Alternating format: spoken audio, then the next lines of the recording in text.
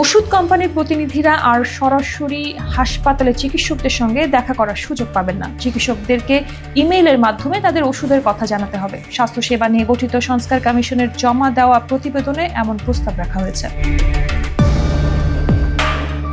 এছাড়া WFMEর মানদণ্ড অনুযায়ী মেডিকেল কলেজ ও বিশ্ববিদ্যালয়গুলো নিয়মিত মূল্যায়নের আওতায় এনে প্রতিষ্ঠান পুনর্গঠন, আসন সংখ্যা পুনর্বিন্যাস এবং মানহীন প্রতিষ্ঠান বন্ধ করে শিক্ষার্থীদের স্বীকৃত প্রতিষ্ঠানে স্থানান্তরের ব্যবস্থার সুপারিশ করেছে স্বাস্থ্য খাত সংস্কার কমিশন। সুপারিশে বলা হয়, স্নাতক ও স্নাতকোত্তর পর্যায়ে কম্পিটেন্সি বেসড ও কমিউনিটি ওরিয়েন্টাল মেডিকেল এডুকেশন চালু করতে হবে।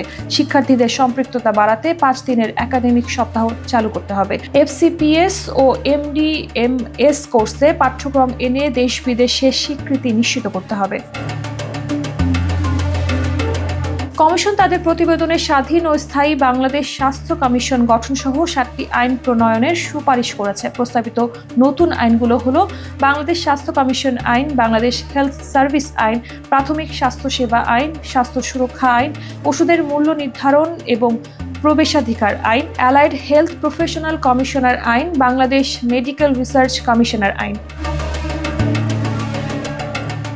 গত বছর নভেম্বরে বাংলাদেশ ডায়াবেটিক সমিতির সভাপতি অধ্যাপক AK আজাদ খানকে প্রধান করে 12 সদস্য বিশিষ্ট স্বাস্থ্য খাত সংস্কার কমিশন গঠন করে অন্তর্বর্তী সরকার।